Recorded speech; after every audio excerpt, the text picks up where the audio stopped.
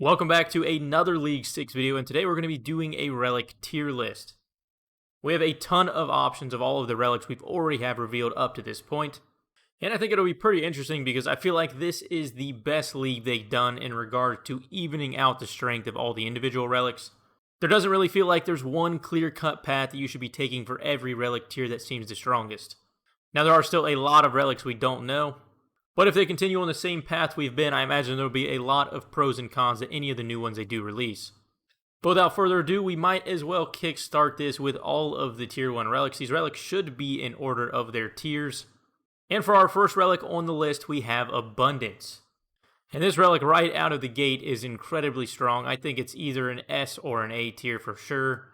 This is an immediate money solve straight out of the gate in Tier 1. Not to mention the fact that it will only get better as you progressively get higher level and get bigger XP drops. And if you are in the boat of trying to rush anything right out of the gate, like the first one to complete all relics or Dragon Cup, I think this is an auto pick. Not only is it going to generate a ton of GP, but it also will boost all of your non-combat skills permanently by 10. Things like Slayer, completing high-level chopping tree tasks, catching fish. Basically, any of the skilling tasks that are going to be late game, it'll allow you to complete them so much faster. And with that, I think this is going to have to be an S tier relic, even though it's our first relic on the board. I think it's just so good, and especially how early we're going to be able to get it in this league. But next on our list, and moving on to our second Tier 1, we have Endless Harvest. Once again, I think this is an A or S tier relic. Right now, I think I'm going to leave it all the way at the top of Tier A. Scratch that, I'm actually going to move it into S tier. I think this is one of the best sigils, especially if you are going to be a person that can't actively play for the entire day. Either you have to work or you have a lot of downtime while you are playing, or you can't actively be looking at the screen for the entire time.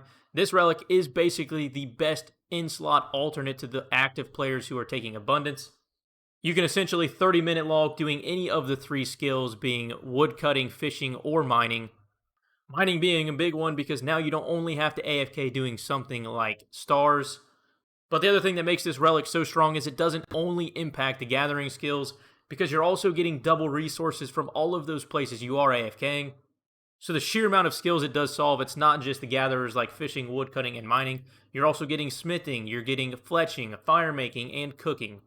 And the amount of free points it could potentially get you, whereas you would normally not even be playing because you don't have the time to. And for our next relic, we have the final Tier 1, and that is Barbarian Gathering. I think this one's more of an A or B. Right now, I'm going to put it in the A tier because of the other two both being S. I think this one is the clear-cut worst out of all three of the starter sigils, but that's definitely not to say it's bad. You do get the knapsack, which will allow you to do a decent bit of AFKing.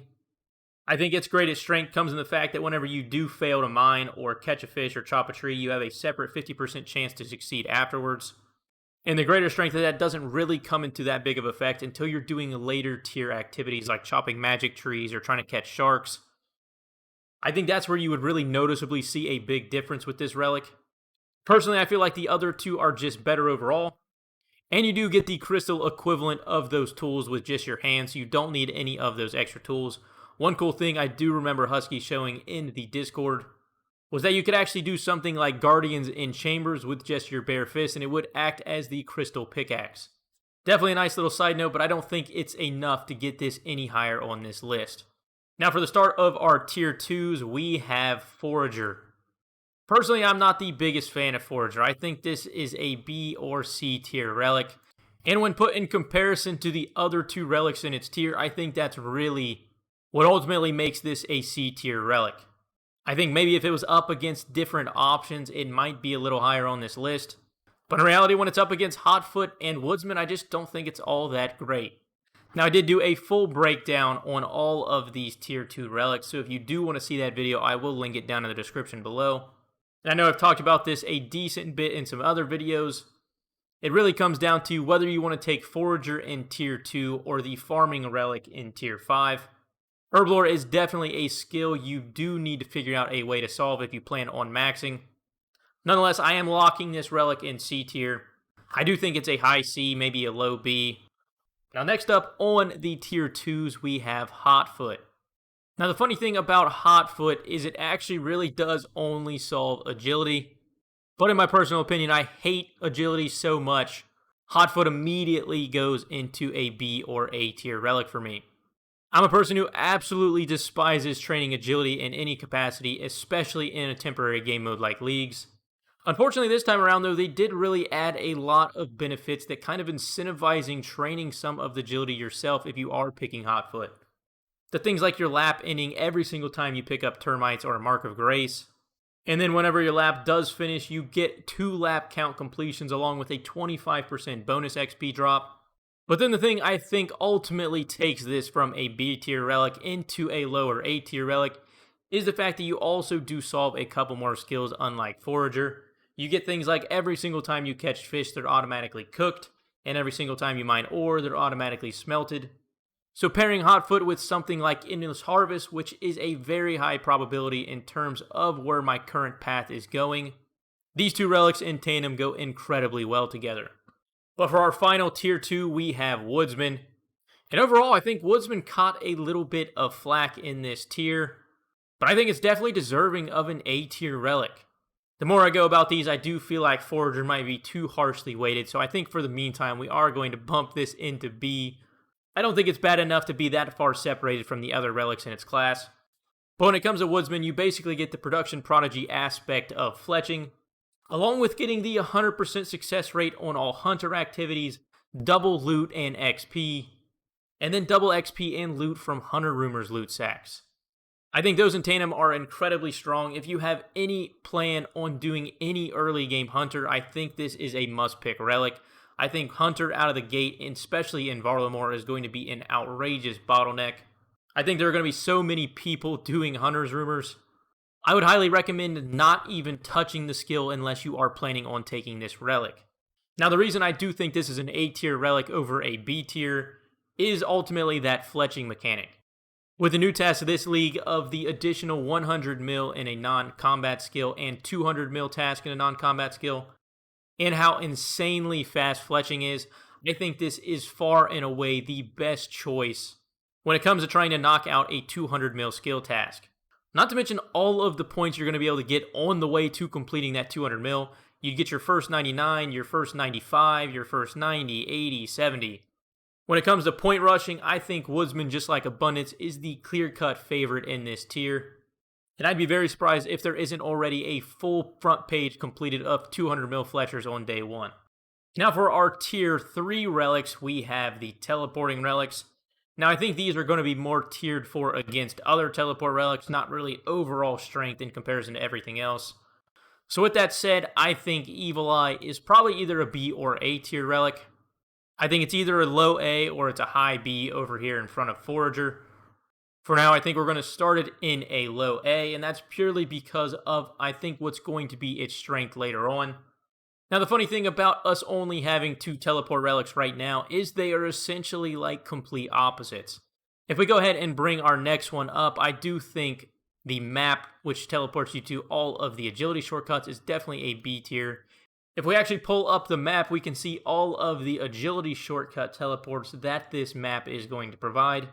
There are quite a few options in Varlamore. There isn't really a ton around the Civitas area, as in there's basically nothing. There are an outrageous amount up in the Auburn Valley area. We get a few teleports over here close to Taltaclon.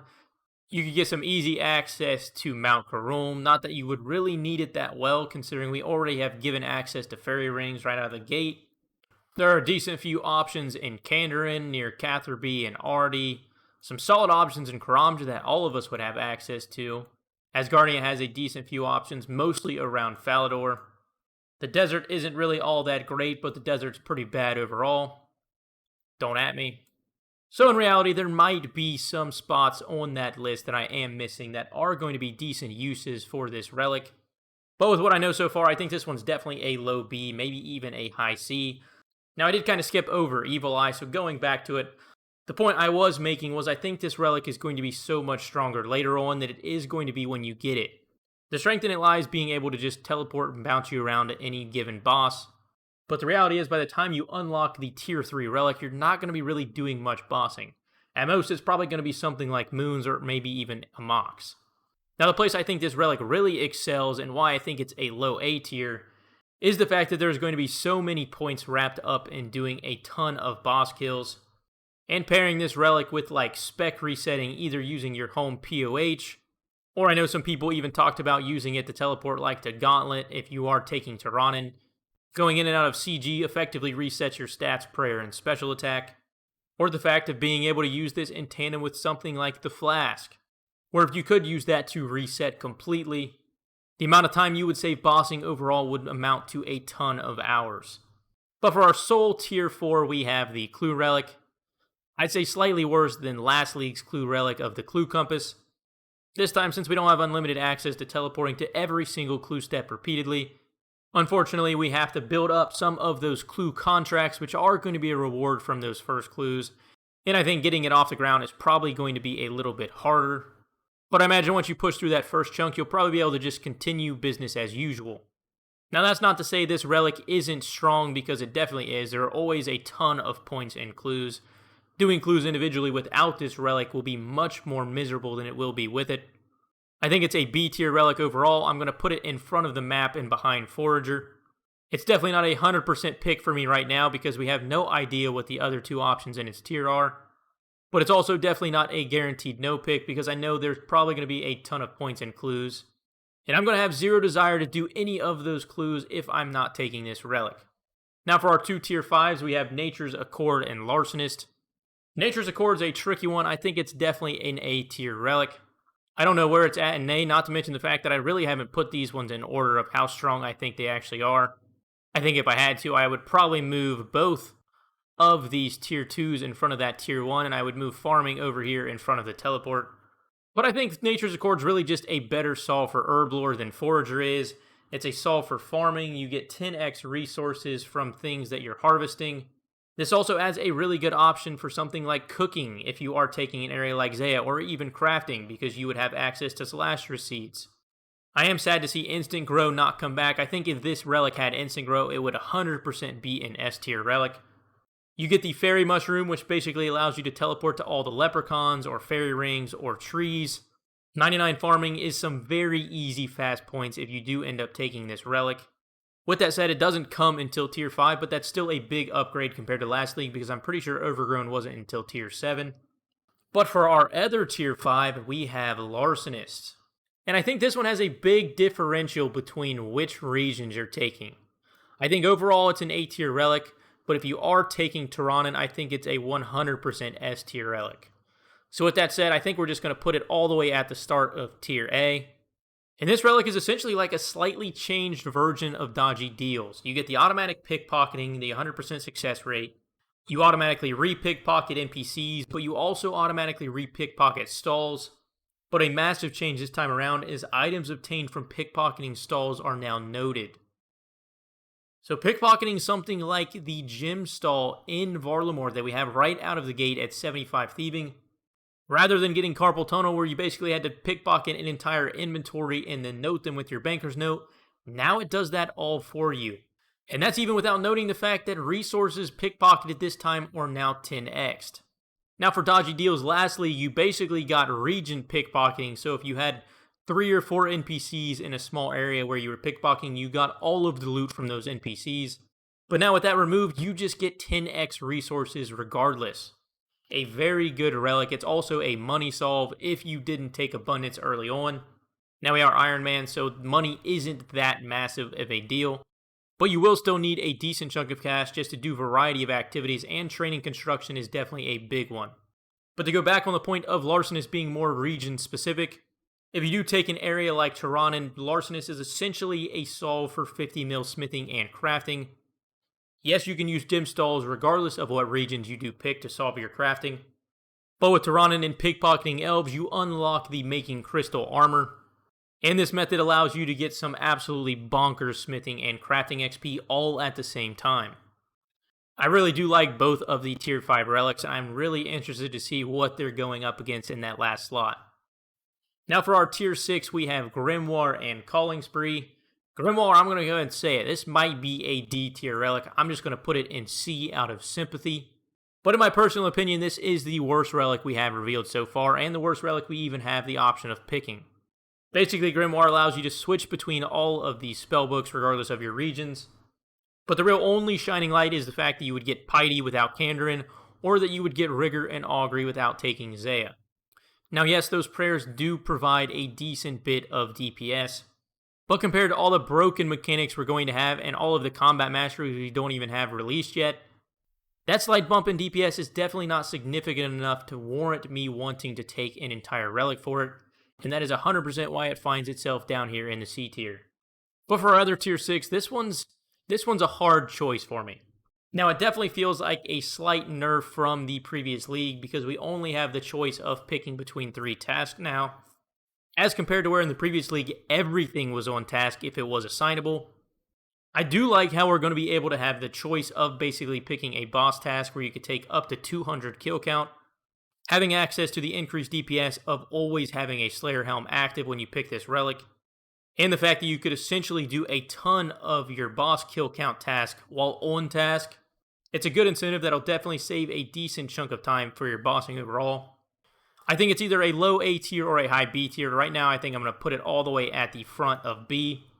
And I think the mechanic I'm most looking forward to is the 50% chance of respawning another superior every single time you kill one.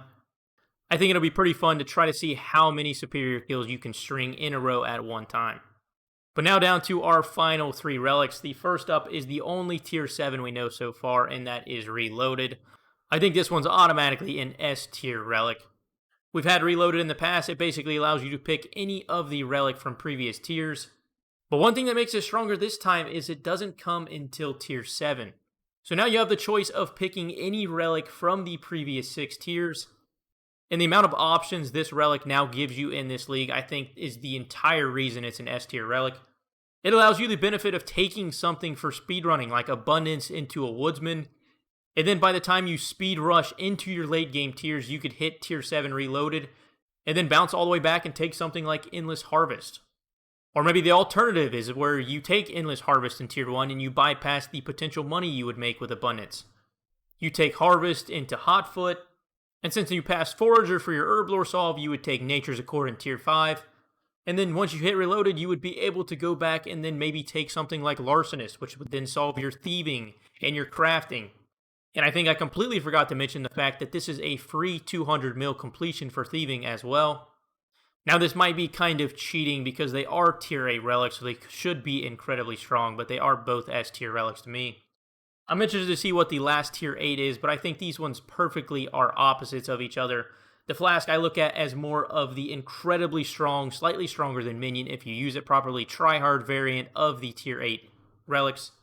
And we talked about it a little bit earlier, but finding the methods where you'll be able to reset your Flask, using it in tandem with something like Eye, and just absolutely blitzing through some serious bossing content. And I'm sure there's going to be some absolutely busted methods found that this Flask is going to be incredibly strong for. Now the alternate is Minion, where it's basically just the Giga Thrall. All you got to do is summon it once, and without you doing any extra effort whatsoever, you immediately have a massive bump in DPS. And will just save you tons of time in all of your late game bossing content. Now, unfortunately, you don't unlock it until tier 8, and that's definitely why they are as strong as they are. The reality is you have to do a ton of content before you ultimately can even unlock them to use them. But as I'm sure they're like plenty of previous leagues, at this point you're only going to have 20 to 30,000 points. And if you're going for Dragon Cup, you basically have double that in points left still to get. So that's tons of content you'll be able to use these very overpowered relics for. But with that said, those are all of the relics we have currently revealed as of today. Recording this, I think the best part of this league and how well they've done in making these relics is I'm sure plenty of people are going to disagree with a ton of spots I've picked on this tier list. The reality is I think there's so many different ways to play this league, and none of them are going to be wrong. It's whichever one's best for you. I think they've absolutely nailed the variety this league has to offer, and I'm incredibly excited to see what relics we're going to be getting in the upcoming days, along with what we're going to get in terms of the Demonic Pacts and how those combat masteries are going to work. If you guys did enjoy the video, consider dropping a like. Otherwise, I will catch you guys in the next one.